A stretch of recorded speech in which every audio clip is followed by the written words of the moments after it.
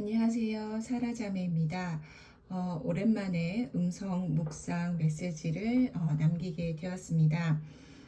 제가 최근에 그동안 조금 심적으로, 영적으로 조금 힘든 상황들이었어서 그거가 이제 조금 정리가 되고 나서 이렇게 음성 메시지를 남기게 되었습니다. 오늘 벌써 5번째 메시지인데요. 오늘 나누고자 하는 메시지는 제가 3월 15일자로 페북에서 죽기로 작정된 아이를 위한 다윗의 기도라는 제목으로 사무엘하 12장에 나와 있는 내용을 글로 나누었던 내용입니다. 그래서 다윗은 우리가 다 너무 잘 알죠. 그래서 하나님께서도 다윗에 대해서 나의 마음에 합한 자, a man after my heart 라고 부르실 정도로 다윗은 거의 평생에 걸쳐서 하나님의 뜻을 쫓았던 인물이었지만 그도 중대한 죄를 몇 번 지었습니다. 그래서 대표적으로 우리가 잘 아는 그 자신의 휘하에 있었던 군인 우리야의 아내 밧세바를 취해서 간음을 하고, 그리고 그때 이제 밧세바가 아이를 가지게 되자 자신의 그 간음죄를 은폐하기 위해서 결국에는 그 남편 우리야를 전장에서 전사를 가장한 사실상의 그 살인 교사를 명령을 내렸었죠. 그래서 여기에 대해서 이 선지자 나단으로부터 이것이 간악한 죄라는 판결과 또 이 죄에 대한 하나님의 심판을 다윗은 선포를 받게 됩니다. 그게 이제 사무엘하 12장에 쭉 나오는데요. 다윗은 그 자리에서 이제 자신의 죄를 실토하고 인정을 합니다. 그 다음에 이제 이어지는 상황들을 이제 13절부터 23절까지 읽어보겠습니다. 13절, 다윗이 나단에게 말하기를 내가 주를 거역하여 죄를 지었노라 하더라. 나단이 다윗에게 말하기를 주께서도 왕의 죄를 제하셨으니 왕이 죽지 아니하리이다. 그러나 이 행실로 인하여 왕이 주의 원수들에게 하나님을 모독할 큰 구실을 주었으니 왕에게 태어난 아이가 또한 반드시 죽으리이다 하니라. 나단이 자기 집으로 떠나니라. 주께서 우리야의 아내가 다윗에게서 낳은 아이를 치시니 그 아이가 심히 앓더라. 그러므로 다윗이 그 아이를 위하여 하나님께 간구하더라. 다윗이 금식하고 안으로 들어가서 밤새도록 땅에 엎드려 있으니 그의 집의 원로들이 일어나 그에게 가서 땅에서 그를 일으켜 세우려 하나 그가 원치 아니하고 그들과 더불어 음식을 먹지도 아니하더라. 7째 날에 그 아이가 죽으니라. 다윗의 신하들이 다윗에게 그 아이가 죽었다고 말하기를 두려워하였으니 이는 그들이 말하기를 보라, 아이가 아직 살아있을 때에 우리가 왕께 고하여도 왕께서 우리의 음성에 경청하기를 원치 아니하셨는데 하물며 그 아이가 죽었다고 우리가 말하면 왕께서 얼마나 상심하겠느냐 함이더라. 그러나 다윗은 그의 종들이 수군거리는 것을 보고 그 아이가 죽은 줄 알아차리더라.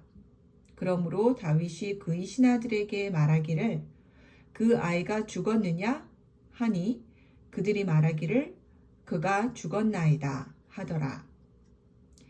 그러자 다윗이 땅에서 일어나 씻고 기름을 바르고 의복을 갈아입고 주의 집으로 들어가서 경배하더라. 그리고 나서 그가 자기 집으로 와서 음식을 청하고 그들이 앞에 음식을 차려놓으니 그가 먹더라. 그러자 그의 신하들이 그에게 말하기를 왕께서 행하신 이 일이 어찌 된 것이니까? 왕께서 아이가 살아있을 때에는 아이를 위하여 금식하고 우시더니 아이가 죽으니 일어나 잡수시나이다 하니 그가 말하기를 아이가 아직 살아있을 때에 내가 금식하고 운 것은 내가 말하기를 혹시 하나님께서 내게 은혜를 베푸사 아이를 살려주실는지 누가 말할 수 있으리요 함이었노라. 그러나 이제 그 아이가 죽었는데 어찌하여 내가 금식하겠느냐? 내가 그를 다시 데려올 수 있느냐? 나는 그에게로 갈 수는 있어도 그는 내게로 돌아오지 못하리라 하더라. 사무엘하 12장 13부터 23절까지 킹제임스 흠정역으로 이렇게 읽어봤는데요. 그래서 여기 상황을 보면 이제 다윗은 분명히 선지자 나단으로부터 직접 하나님께서 자신의 아이를 치실 것임을, 그래서 그 아이가 반드시 죽을 것임을 분명히 들었습니다. 하지만 그 아이가 앓는 동안 다윗은 식음 전폐하고 밤새도록 땅에 엎드려 기도했으며 7일 동안 그렇게 했습니다. 그러니까 얼마나 애통하게 간절하게 기도를 했으면 7일 후에 아이가 죽었다는 소식을 그 누구도 차마 다윗에게 알리기 두려워할 정도였는데요. 그리고 또 흥미로운 관찰점은 다윗이 그렇게 간절하게 기도할 때 그 누구도 그의 기도에 대해서 아니 이미 하나님께서 심판하시기로 작정하셨는데 뭐하러 기도하느냐 부질없다 라던가 혹은 하나님께서 이미 그 아이를 죽이기로 작정하셨는데 헛된 소망을 갖다니 미혹이다 혹은 심판으로 그 아이를 죽이시는 것이 하나님의 뜻인데 살려달라고 기도하다니 이것은 하나님의 뜻에 불순종하는 것이다 라고 말했다는 기록은 없습니다. 그러니까 뭐 다윗 집안의 장로들이나 신하들은 다윗보다 이제 정치적인 힘이 낮은 자들이니까 왕의 보복이 두려워서 뭐 이런 생각들을 속으로 하면서 차마 입 밖에 못 냈을 수도 뭐 있겠죠. 근데 그렇다라고 할지라도 그러면 선지자 나단은 어떨까요?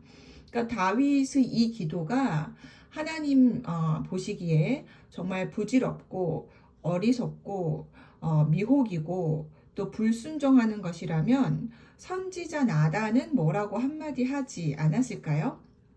뭐 그 기도 이미 하나님이 이미 당신의 죄에 대해서 그 아이를 죽이기로 작정을 하셨는데 그 심판을 이미 작정하셨고 그러는데 그 기도 이제 하나님께서 안 받으시니 하지 마십시오. 이런 말을 나단은 할 수 있지 않았을까요? 그러니까 하나님께서 작정하신 심판을 선포하도록 사용하신 사람인데 그 정도 이빠른 소리를 나단이 하지 못했을까요?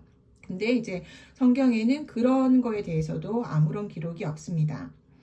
그래서 이 심판받기로 작정된 상황에서 그 심판이 지금 집행이 돼서 완성을 향해 나아가는 상황에서 이렇게 하나님의 은혜를 구하는 기도가 하나님 보시기에 헛되고 어리석고 의롭지 못하다면 하나님께서 후대에 본이 되기 위해서 기록으로 남기셨을 만하지 않았을까요?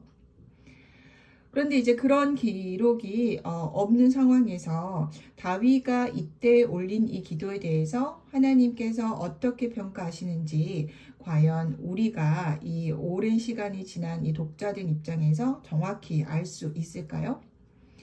그래서 다윗의 그 기도에 대한 하나님의 정확한 평가는 우리는 알 수가 없지만 다만 이 성경 내용을 보면은 다윗 스스로가 이런 심판 선포를 받아놓고도 왜 그렇게 7일 동안 간절하게 기도를 했던 이유는 알 수가 있습니다. 그래서 이제 아이가 죽고 나서 신하들이 질문하니까 다윗이 이렇게 답을 했죠. 아이가 아직 살아있을 때에 내가 금식하고 운 것은 내가 말하기를 혹시 하나님께서 내게 은혜를 베푸사 아이를 살려주실는지 누가 알리요. 그죠. 그러니까 아이가 아직은 그래도 있으니까, 살아있는 동안이니까, 아직 하나님의 심판이 완결되기 전이니까 이 시간 동안 혹시라도 하나님께서 은혜를 베풀어 주시지 않을까 해서 이 다윗은 그렇게 간절하게 7일 동안 금식 기도를 했던 것입니다.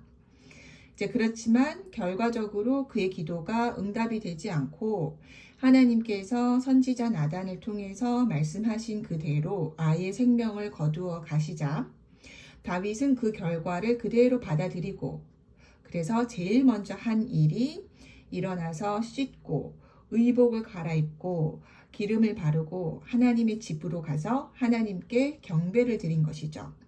그리고 나서 이제 다시 음식을 먹으면서 이제 본래의 일상으로 왕으로서의 그 업무로 복귀를 합니다. 또 그리고 나서 이제 사무엘하 12장을 쭉 읽어 내려 가셔 보면은 이제 아이를 잃은 어미이자 이제는 자신의 아내가 된 밧세바를 이제 다윗이 위로해서 그녀와 동침하니 이때 그녀가 낳은 아들을 이 주께서는 사랑하심으로 선지자 나단의 손을 통해 보내시어 그의 이름을 여디디아라고 지어주십니다. 사무엘하 12장 24절인데요. 이 여디디아라고 하나님께서 붙여주신 이름은 여호와께서 사랑하는 자라는 뜻이고요. 그래서 이 아이는 우리가 다 잘 알다시피 솔로몬입니다. 솔로몬이 이제 나중에 자라서 다윗이 아들들이 많았죠. 솔로몬 외에도. 근데 모든 형들을 다 제치고 다윗의 왕위를 잇게 되고 또 이스라엘 민족 역사 최초로 하나님의 성전을 이 다윗이 짓게 됩니다. 그러니까 왕위 계승과 성전 건축, 그러니까 모두 하나님께서 허락하셔서 할 수 있게 된 과업들입니다. 그리고 또 솔로몬은 하나님으로부터 풍성한 지혜를 받아서 이 성경 속에서 소위 지혜서라고 부르는 세 권, 그러니까 아가서, 전도서, 잠언 이렇게 총 3권을 쓰게 됩니다. 그런데 또 이렇게 솔로몬이 출발도 좋았지만 또 나중에 가서 많은 이방 여인들과 결혼해서 이스라엘의 우상 숭배가 만연하게 되는 물꼬를 트는 또 죄를 저지르게 되죠. 그래서 또 거기에 대해서 하나님께서는 이 이스라엘을 남과 북으로 가르시는 일을 하십니다. 그래서 하나님께서 다윗과 밧세바의 다음 아들인 솔로몬에게 이런 축복, 그러니까 솔로몬이 왕위 계승을 하고 성전 건축을 한 이런 축복을 허락하셨다고 해서 선지자 나단을 통해 다윗에게 선포하셨던 심판을 거두신 것이 아니었습니다. 그때 하셨던 말씀이 다윗의 집안에서 칼이 떠나지 않을 것, 그리고 다윗의 아내들이 대낮에 온 이스라엘이 보는 앞에 다른 남자와 동침하게 될 것이라는 이 심판은 다윗의 압살롬을 통해서 철저하게 이루어지게 됩니다. 그래서 이런 것들을 이렇게 보면은 이 정말 하나님께서 어떻게 역사하실지 그리고 어떻게 당신의 말씀을 성취하실지 그 세세한 그 과정과 그 과정 동안에 어떠한 일들이 어떠한 사건들이 언제 일어날지 그런 거는 우리 인간은 다 알 수는 없습니다. 다만 우리는 그 과정에서 최선을 다해서 그 최선이 어떨 때는 하나님 보시기에 온전히 의로운 선택인지 그것도 다 알 수도 없는 상태에서 우리가 할 수 있는 거는 하나님의 은혜를 구할 뿐입니다. 왜냐하면 결국 하나님께서는 모든 것을 합해서 선을 이루시는 하나님이시기 때문에 내가 무엇을 판단을 잘하고 내가 옳은 선택을 항상 매번 하고 올바른 결정, 올바른 행동을 매번 하고 우리가 그렇게 할 수 있으면 좋겠죠. 근데 그렇게 할 수 있는 인간이 있을까요? 저는 인간의 능력 밖이다라고 생각이 들고 그렇기 때문에 우리가 항상 그렇게 하나님을 믿는 이후에도 항상 매번 의롭기만 한 행동과 선택과 결정들을 다 할 수 없기 때문에 결국 우리는 스스로를 구원할 수 없는 것이고 구원자가 필요한 것이고, 그래서 하나님께서 예수님을 보내셔서, 그러니까 하나님 당신이신 거죠. 하나님께서 우리와 똑같은 연약한 육체를 입고 오셔서 우리를 위해 십자가에서 돌아가시고, 그 다음에 부활까지 하셔서 우리를 이제 구원해 주신 것입니다. 그래서 우리는 그러한 하나님을 신뢰를 하는 것입니다. 그래서 이 모든 것을 앞에서 선을 이루시는 하나님을 신뢰하면서 나의 제한된 판단과 생각보다는 항상 오르시고 선하신, 그리고 또 모든 것을 알고 계시는 하나님의 판단을 신뢰하면서 이제 그날 최선을 다해서 살아가는 것이고, 또 그렇기 때문에 내가 뭔가 잘못했다라는 생각이 들면은 또 그런 걸 가지고 하나님 앞에 나아가면 되는 거죠. 그래서 하나님, 이거는 제가 생각해 보니까 잘못한 것 같습니다. 그래서 주님 앞에 솔직하게 고백하고 회개하고 그러면은 또 주님은 우리를 용서를 해 주십니다. 그래서 이제 그런 하나님을 믿고 우리가 이 땅에서 남아있는 시간 동안 하루하루 최선을 다하면서 사는 것이 그 신앙인으로서 그 faithful한 모습이다라고 저는 생각을 하고요. 그래서 오늘 다행히 제가 그동안 좀 긴 메시지를 남겨서 조금 그랬는데 오늘 생각보다 짧게 메시지를 여기서 마칠 수 있을 것 같습니다. 그래서 우리가 살면서 내 선택, 내 판단, 나의 행동 이런 것들이 뒤돌아보고 나니까 좀 부족했다 싶어도 좌절할 필요 없습니다. 물론 심적으로는 좌절이 되겠지만 주님 앞에 나아가면 되고요. 그래서 이제 우리는 그런 생각으로 내 자신이 아니라 하나님을 믿으면서 살면 된다. 라는 취지에서 이 묵상을 나누고 싶었습니다. 마지막으로 이사야서 55장에서 8절, 9절 말씀 읽고 마치겠습니다. 여호와의 말씀에 내 생각은 너희 생각과 다르며 내 길은 너희 길과 달라서 하늘이 땅보다 높음같이 내 길은 너희 길보다 높으며 내 생각은 너희 생각보다 높으니라. 네, 오늘도 들어주셔서 감사합니다. 오늘도 주님과 좋은 하루 되세요.